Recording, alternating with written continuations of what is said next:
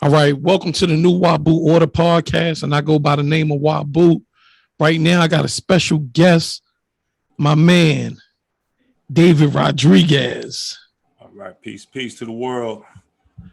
All right. affectionately known as, your nickname is?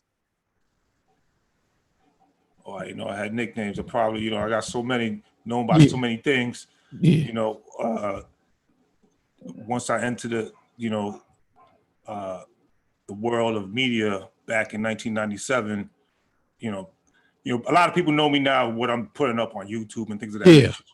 I had a real early start in terms of media way back in 1997 with cable access. Yeah, I remember cable access. So this is a very vital time in history that doesn't really get a lot of light. And I don't want to divert the introductions and stuff like that, but it is part of my history. And now we jumping straight into it, good brother. It's part of my history and part of hip hop history too, and part of media history. Yeah, because if you look at it, what we're doing right now with the podcast, with the people in social media holding up the phone to them, where you could just press that button, your message gets translated to the people. Back in the mid 90s, the only ones who were doing that were people in cable access. Yeah. Let me ask you something. Was Video Music Box cable access? No, that wasn't cable access. That was local public television. Yeah, Channel 13. I remember running home from school to listen to Video Music Box. Because I didn't have cable. Yeah. So for a lot of us, that was our only times we got to see a lot of hip hop. Yeah, and what's crazy is, bro, I live in the South now. I live in Virginia. All right. And I be telling people, it was a time, especially in the Bronx, there was no cable. If you're from the Bronx, you know that. We had to steal. Yeah, we used to have to steal cable from Manhattan, from Harlem. We didn't have cable. So growing up, I ain't never, we didn't get cable till I was like 13, for the Bronx. That's when Cablevision and all that other stuff. You had a couple of dudes who had the hot box hustle. Yeah. That's indeed. But for the majority of us, there was a little bit of envy. Like, I have friends from Harlem and Brooklyn, like, yo, you seen that new, you know what I'm saying? I was tight. I was jealous. Whatever, yeah. A lot of us wasn't. So yeah, Video Music Box, like Ralph McDaniel, I looked at it like, wow, he's the only one bringing this to us, or bringing it to me from my perspective. Yeah. So when I started the cable access night sessions back in 1997, he was my only point of reference, know what I'm saying, like doing this. You know what I'm saying? Like going, getting interviews from artists. But I took it where Ralph McDaniels was like a single entity. I took it more of a Wu-Tang approach where I came with all my peoples, and we all became hosts, and we all became an element in the media. You know what I'm saying? So different shows, or all on one show? All on one show. I mean, we all went on to do different things, and folks, you know what I'm saying? But that's the mentality I had, you know what I'm saying, busting through the doors through cable access, because that, like I said, that was the only way where the average person could say whatever they want out to the media before there was the internet. Yeah. We take it for granted. Yeah, we do. So we could just press a button and then but back then I had to wait 3 months. Like I'll make a pilot episode, send it to the cable access station, wait for them to say, yeah, this is good. And then wait 3-4 months to the joint to appear on TV. You know what I'm saying? So there was I never knew it worked like that. Yeah, you can't just go and air my stuff and it's like real television, except the average person could be a producer. Just like now, anybody could be a YouTube producer. Yeah. Back then, if you wanted to put some, and even to now, if you want to do a cable access show, you got to become a producer. You have to learn how to do certain things before they give you the show. For some reason, I surpassed a lot of that stuff. I don't know why. I kind of convinced the stations that I already knew how to do my own show. But the usual protocol is they won't accept your show unless you could demonstrate that you could produce the show with the guidelines. Yeah. I had no production experience whatsoever. I just love hip hop. We were young, just graduated out of high school. You know, that age range, backpack era. Yeah. You know what I'm saying? It was just me being from the Bronx and New York. Some of what us part of the Bronx you from? Well, my family moved around a lot, but yeah, mine's we were in a few spots, Elder and Boynton. You know what I'm saying? I'm from Highbridge, but I lived everywhere. Okay, yeah, we was in Elder and Boynton, but this was like the 80s, like Zulu Nation, like so every hood had his own gang, like yeah. I remember 3-letter gangs and all that type of stuff. You know what I'm saying? So then peace to the almighty Zulu Nation. They were a force back then. Yeah, definitely. So and then from there we moved to Millbrooks, and then you know what I mean, and then from there I kind of moved on my own. I moved out my parents' crib real early, like right after, like before I graduated high school, I already left my mom's crib. Okay. You know what I'm saying? And I connected with the same group, and these were the same groups I kind of did the cable access show with. You know what I'm saying? So, and it was from the love of hip hop, like straight up, like wanting to be closer to these situations. But what happened was the situation came to us. You know what I'm saying? Like it was crazy. Like I didn't go in, it's like, oh shoot, there's so and so. Like we were just in situations where the celebrities were around us, and then just doing it. Next thing we know, I got a whole archives of some classic footage. You know what I'm saying? So then from there, it went to the VHS. Yeah.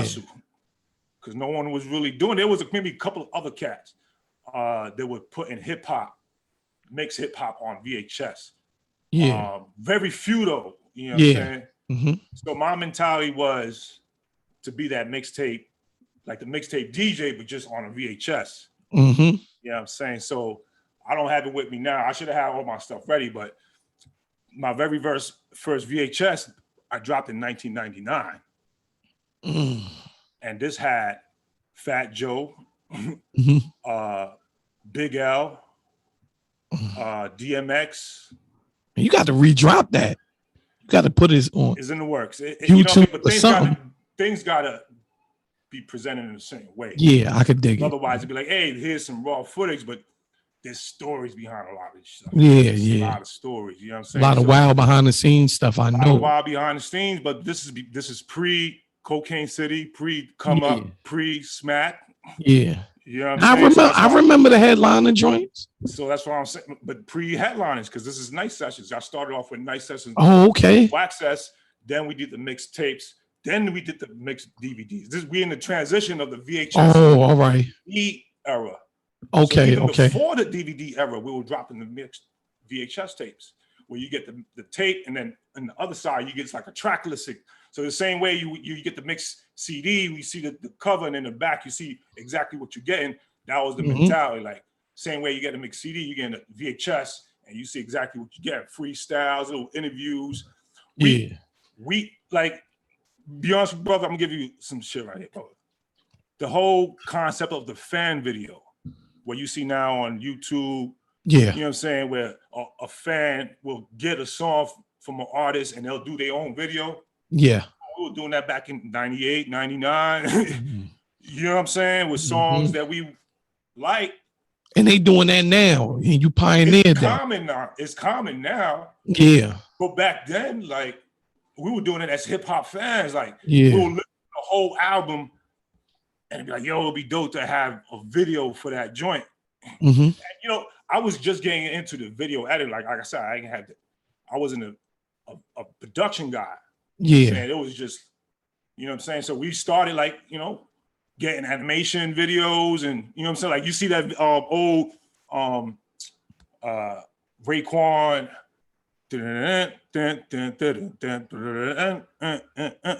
with the animation video. Like, we were doing that before Wu-Tang, you know what I'm saying? Like, we had joints on our tapes, you know what I'm saying? So this is very early in the game, VHSs, you know what I'm saying? Then it went to DVDs, and then now the platform with all the dudes coming in, you know what I'm saying, doing it. But we were very early in that game. So like I said, I started off with night sessions, you know what I'm saying? But by the time we putting DVDs together, and mind you, some big artists came out of there too, right? From like some artists that's out right now came out of there. Of course. Yeah. Because I remember seeing Graph on there back in the days. People gotta understand this this story is yet to be told in terms of this era in hip hop, because where we credit like the internet for blowing up artists like Soulja Boy. Like Soulja Boy used the internet to kind of become that standard SoundCloud rapper. Prior to that, the mixed DVDs was that. Yeah.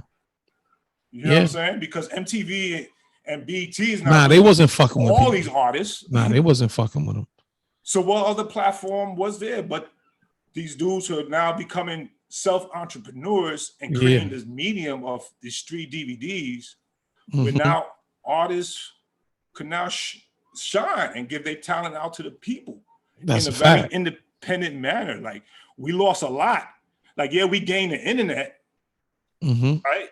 We lost that from that little 10-year span of a whole bunch of independent businessmen. Yeah. You know what I'm saying? Controlling their own media.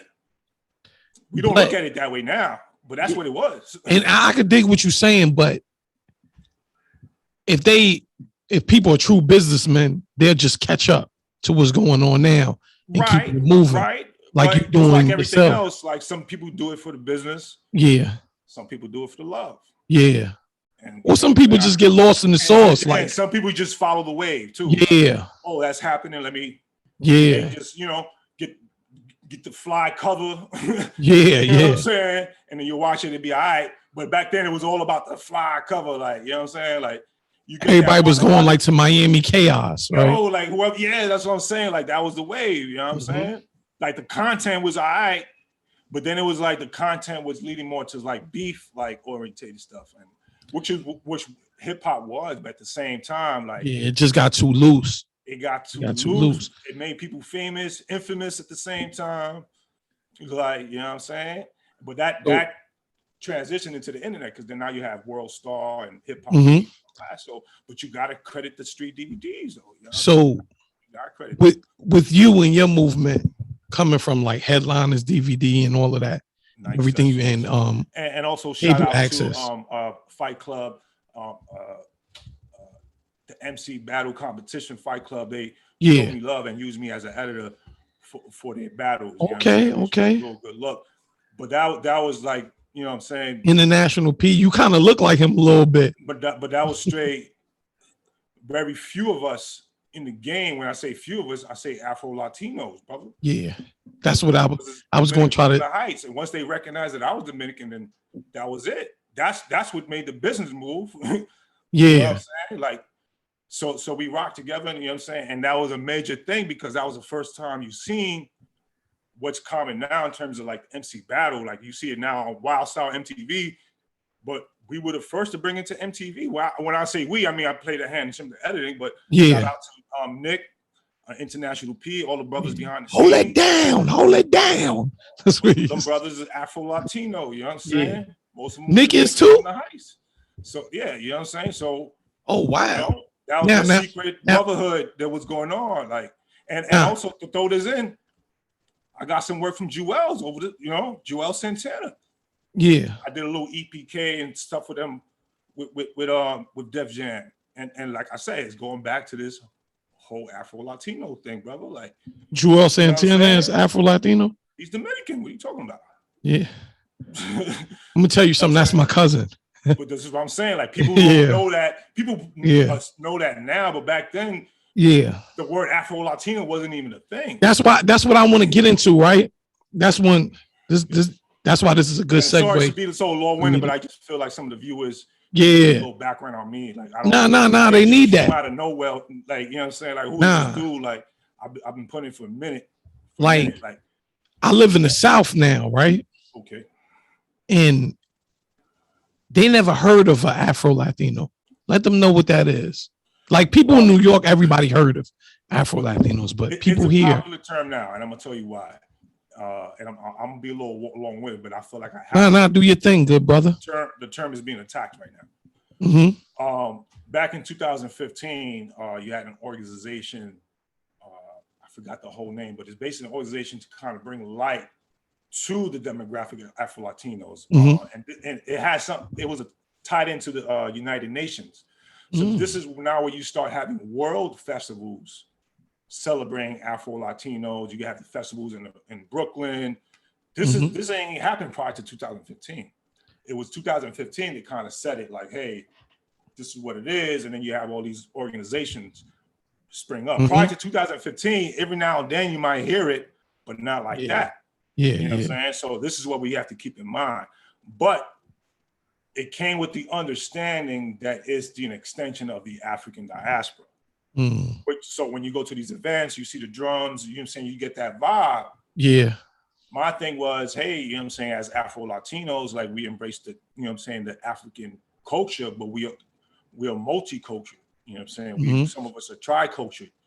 We also embrace the African culture, but I'm not gonna deny my Spanish culture or my indigenous connections as well. So that was my whole thing. When you say your Spanish culture, you mean your white culture? Because people from Spain are white. So now they are. Now haven't they always been? Were they in the 14, 15, 1600s? You mean because of the connection with the Moors? Is that where you're going with it? No, that's not where I'm going with it. I'm just talking about your everyday Spanish person. A lot in of them Spain, look like me and look like you. In Spain, though?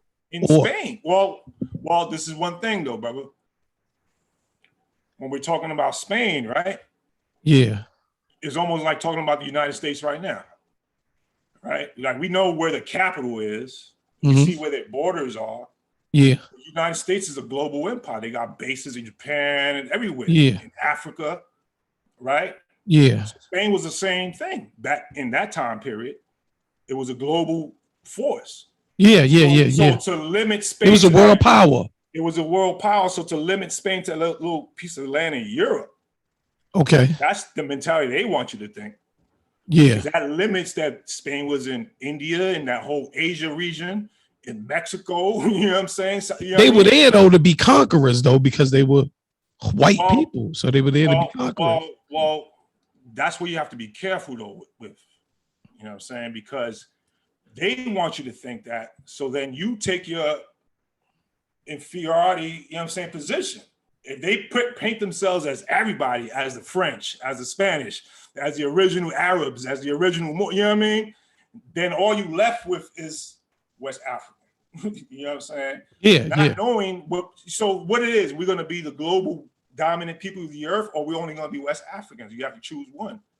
Because once we get into these circles, we start saying, yeah, we were all over the earth, except we was definitely all over the earth. So empires everywhere. At what point are we going to claim that though?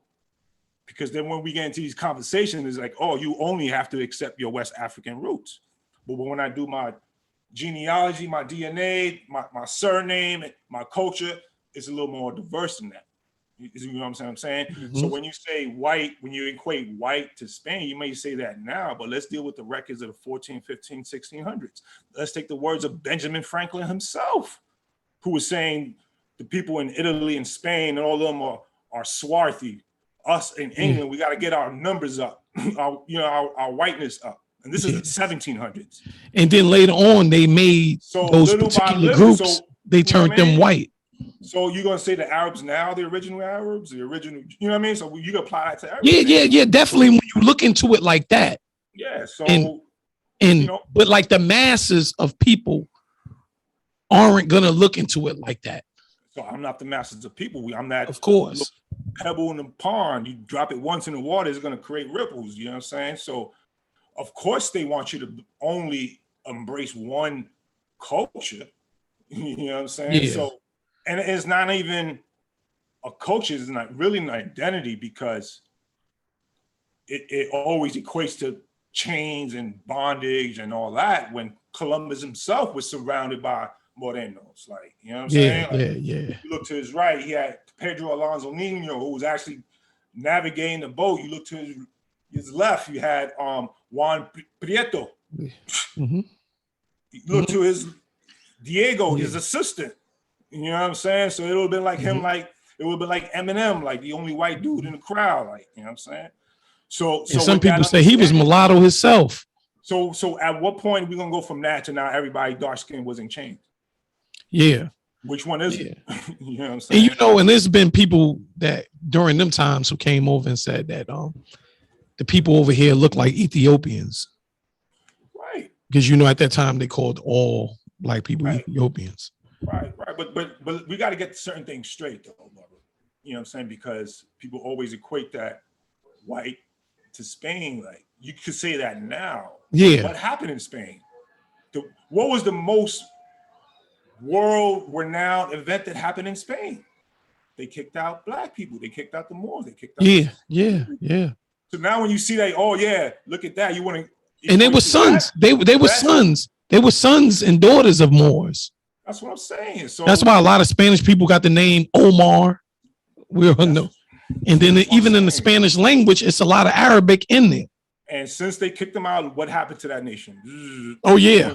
That's what I'm saysaying. So where did that flavor go? Yeah.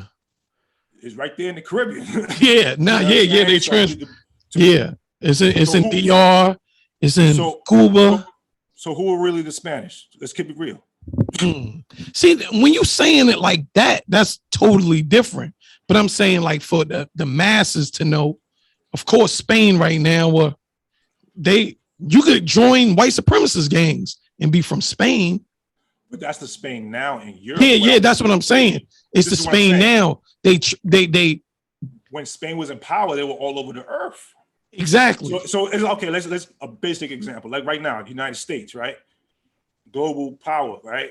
Mm-hmm. Let's say overnight riots happen. You know what I'm saying? Another country comes in, takes over. Here in North America, it gets shut down, taken over. But we got bases in Africa.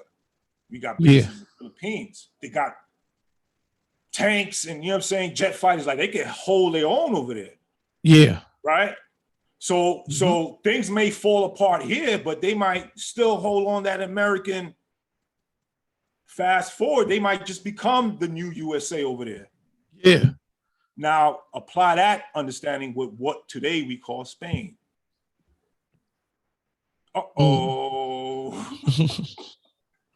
No, we could go on and on. Let's do it, man. We could go on and on about, because right now, the books, the manuscripts, all the information is out. So it's not about who's going to find the information. The information now the information is right there. Yeah, exactly. It's about perspective and narrative, because that's how they tricked you to see somebody dark skinned and change. Like, you know what I mean? Mm-hmm. So now it's about us reclaiming that history. I'm like, hold up. The first time, because it was only a few of us who actually came in chains. It was a few of us that came with change, but we have to figure out what was here, who was here. Yeah. What was here? Who was Spain? Too. We have to understand who was exactly Spain at that time. Because we very basic. Who were the conquistadors? If you name a couple of them.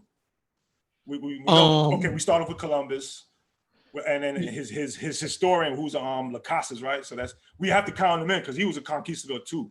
La Casas. Well, who else we got? My man that touched Florida first.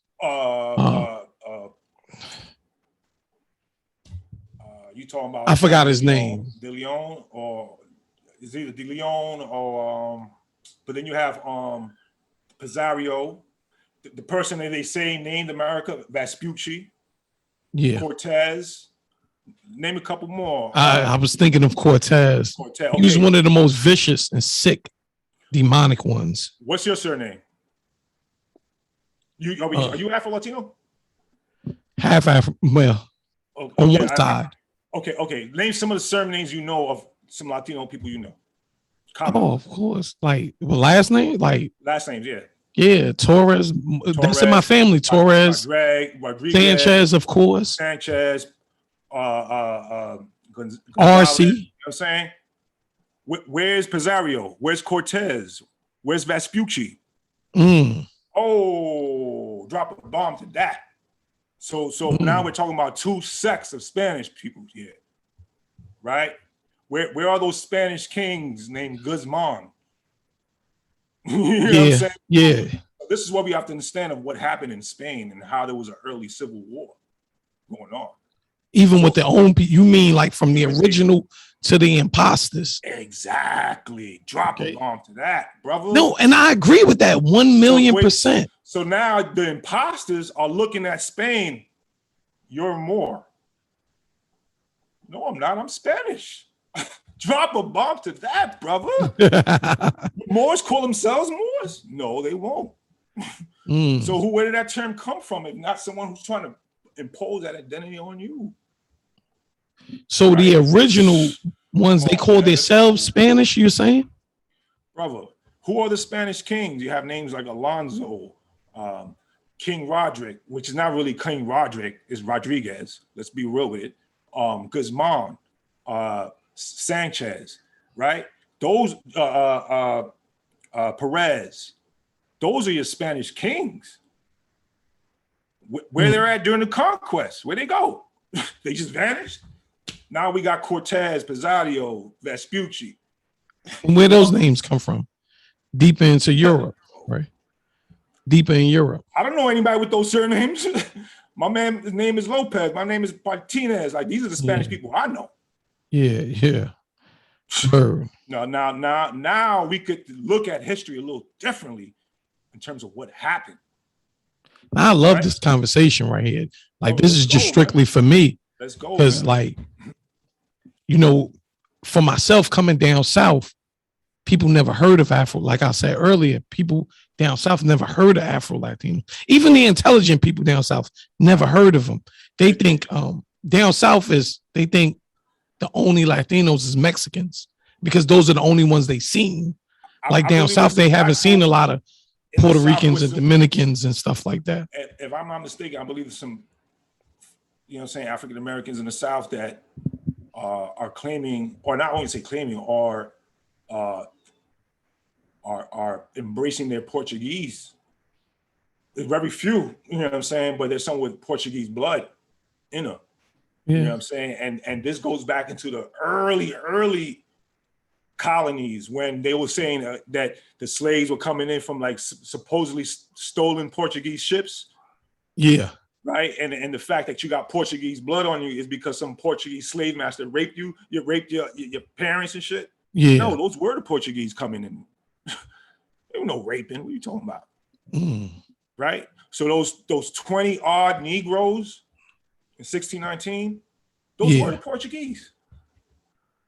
Those were the Portuguese. They had to switch up their surnames. You know what I'm saying? So now a Rodriguez becomes a Driggers. Juan becomes John. The richest, wealthiest one out of them, Anthony Johnson, his original name was Antonio. Yeah. And these people were savvy in the court. Savvy. You trying to take my land? They go in the court and beat the judges and the whole court system. So what kind of slaves are these? But do any of these original people, are there any pockets of these original people in Spain and in Portugal? The black original inhabitants of Spain and Portugal, are they still there? In Spain? Yes. They're here. They're here in America, but is any still in Spain? This is why we understand, like, we talk about 1492 as the discovery, but we don't talk about as melanated people being kicked out of a land at the same time. Yeah. At the same time, at the same year, a group of talented melanated people. Yeah. A group of talented melanated people are being kicked out of their kingdom or kicked out of the land. At the same time, people are trying to find new place where they can live free and without religious persecution. Wait, hold up. Now, let me take this back. This I could talk about until the sun come up, but this is part of our legacy. You know what I'm saying? Yeah. This is who you are. So when you start, I just want to ask you one question though. Like growing up, like I said, I'm from the Bronx, and I live in the South now. But the most racist people I ever seen in my life were Latinos in the Bronx. Even worse than the white people down south. And was it growing up? And like I said, I'm from High Bridge.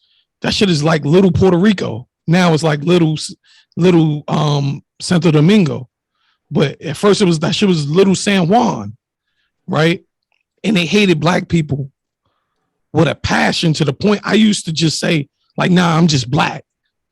I like, you know, I'm not with the German shit. And you know what I mean by that. And I remember when they hated hip hop. Like they hated that shit. They loved whack ass house music. And if they liked hip hop, it was easy hip hop, like Kid and Play.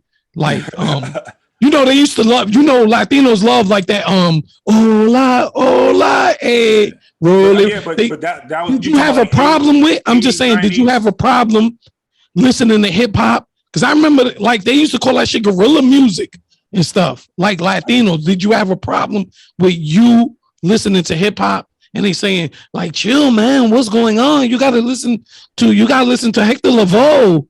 I mean, that was in my cipher. I mean, I guess I'm a little different because, you know, when my parents came in '68, we didn't move. First of all, we were one of the first Dominicans, you know what I'm saying? Because when we touched down in the Bronx, like it was all Puerto Rican out. So we didn't do what most Dominicans do, and which is move to the heights. You know what I'm saying? We kind of bounced around, and everywhere we was at, it was Puerto Rican black. You know what I'm saying? So it wasn't like a situation where like it was just Bronx culture where we were at. There was no dominant Latino culture or dominant black culture. It was just a perfect blend. So I never really felt that, you know, had I moved maybe to Washington Heights, had we probably grew up in that dominant Dominican culture, it maybe, who knows? But a lot of people. But I'm saying in the Bronx, they got now it's kind of changing. Now it's kind of changing. It's like Blacks and Latinos are coming together, like in the Bronx. But like when I was growing up, I'm 41. When I was growing up, it was totally different. But I think that's more generation and cultural differences, because even within hip hop, you had the older folks call it, hey, what are y'all doing that hippity hop music? Get it out of here. You know what I mean? Go back to your jazz culture. You know what I mean? So no, but I mean everything was totally different. Like now you see like Latinos, they even get the same haircut as black people. Then they used to get the gal from Street Fighter shit. Yeah. With the spikes and we were totally different. Even though they were my neighbors, everybody was totally different. Yeah, they didn't like nothing black. I'm talking about Latinos in the Bronx specifically. I ain't talking about other, because when you went to places like Brooklyn and stuff, they were more together. See, I never really experienced that, bro. Like, be honest with you, in the Bronx, man, it was vicious. Like, way worse than the South. Like we lived, you know what I'm saying, Boynton, Stratford, Watson. Then we moved to Millbrook, and that, you know what I'm saying, we moved to other places. So, like I said, the places we were at, it was always Latino and black. So there was no space for that. Like, you know what I'm saying? Like there was no space for like any kind of. So it was so evened out. Like even Millbrook projects to this day, I think demographically is like 50-50. I mean, now you have like more like immigrant migrations coming into the housing projects, but for a long time, even. So I don't know, man. Like I can't speak for everybody. I'm sure people experience that. No, I'm just saying my experience and what I seen and what my family and friends seen. Right. Because we were like I think I told this story on my podcast. Like we were always battle with Spanish people. And my friends, they'll come over my house and they'd be like, yo, what's up? Yo, you know what we call them. You German? You a German? I'm like, nah. They like, nah, my nigga, y'all niggas eat too much rice and beans. Like my friends used to say, and I'm like, no. Like I'm making an excuse. I'm lying, actually saying that we not that. And niggas like, yo, what's up? Why y'all last name Sanchez? Why y'all like, and I'm like, no, I'm making up excuses because I ain't want to, because, you know, I hated everything Spanish. Like I hated house music. I can't stand that shit to this day. I got you. Yeah, I went through that. I don't like pork, so I'm not eating peining and all of that other shit. I'm not doing none of that shit. We used to have a thing like, if we drink something nasty, like if you say something crazy, you got to drink something nasty. So they will go get multas. Yeah, right? And I grew up drinking that shit. So if I said something crazy, I drink it. And they be like, yo, how you could drink that shit? Yo, I think you a German. And I'm like, oh, you know, I'm making lies. Like, this shit was delicious to me. Yeah. But that's what I'm saying. Like, but now it's changed. Yeah. I'm happy it changed. But before that shit was worse than the South. Yeah. Because you seeing the motherfucker that look like me and you and saying, oh, nah, you can't come over my house because you black. Yeah. And you know, that's just the truth. I think that's what our argument before on Facebook was about. Like, I don't think that's limited to like Latino and black, because it's I think, like I said, it's a cultural thing. Like, people just protected their culture until they become integrated and Americanized, and it becomes, you know, but people like will always be into their group and protect their group. I don't think it's a race thing. I think it's just like a. Oh nah, most in New York, most alt-right members. It turns into a race thing. Yeah, it turns into a race thing. I think initially it's just you defending your people, and you know what I'm saying, taking that stand. You know, and then things always become ugly. You know what I'm saying, but I think it's just that natural tendency of just. And then most Spanish gangs are white supremacist gangs also. So now that's just the truth. Yeah. Lion Kings, all of them niggas is white supremacist gangs. But that's just it. Like with the whole Hispanic and Latino thing, like it's just in our mind where we say Hispanic or Latino, you'll automatically have that Anglo-looking, you know what I'm saying, person representing look like J-Lo demographic. When honest and truthfully, if you include North America, South America, Caribbean, and South America, like the whole America is like Afro-Latinos as a whole. And when I say Afro-Latinos, I'm combining the Afro-Brazilians, the Afro-Mexicans, that whole, we outnumber everybody. That's a fact. You know what I'm saying? So the fact that Telemundo has showed these people for so long as the poster boy Latinos, that in our minds, when that word comes up, it's like saying Jesus. Yeah. No matter how hard in your mind you start to fight that white Jesus, it's still going to come up because so that's just it. So now you're fighting in your brain, trying to fight a people who are not even that image in your brain. You know what I'm saying? Yeah. Are those the people you're going to for the flavor? And that's of course not. They would tell you no. Of course not. No. So why are they why are they the standard as Latino? When honest and truthfully, and I know why, because truthfully, it's a reason why they're picking them as the standard. Families go back further. You know what I'm saying? So in order to offset that Native American status, and when I say Native American, I'm not talking about a feather on your head. I'm talking about your family's been here for generations. Yes, that's a fact. Now you got these Europeans coming in the 1800s, right? Married into your family. Yeah. Now they become the poster child. When they came here just a few generations, brother. Exactly. I mean, of course, but there's, of course, there's a reason why they're doing that. So when you say Hispanic this, Latino that, me as an Afro-Latino, I know you're speaking about them, but I still get a little bit, because I feel like I have to correct it. Yeah. You correct that conversation. Because you know what I'm saying? You probably heard that a lot, though, like, or you probably represented that a lot. Right. See, I never represented that side, that white supremacist side of even Afro-Latinos. But that's how they want it. They want to create that black and white world, bro. Like, you know, if you're not this, you're that. You choose one. Like, you know what I'm saying? Like, that's when you got to choose the side, though. The ones who've been here for a minute, like, yo, y'all trying to put us in these two categories? Y'all serious? So that's a challenge. Like, you know what I'm saying? That's a challenge. You know what I'm saying? Because now it's like, oh, you don't want to embrace your culture. You don't want to do this. You want to do that. Hold up now. Y'all sounding like the black versions of these people now. Trying to give us these titles when y'all were fighting these same titles. Y'all were fighting these titles, and now y'all want us to embrace these titles. So what titles should Afro-Latinos embrace? I mean, the title came to us from a person who we would consider a father of Afro studies.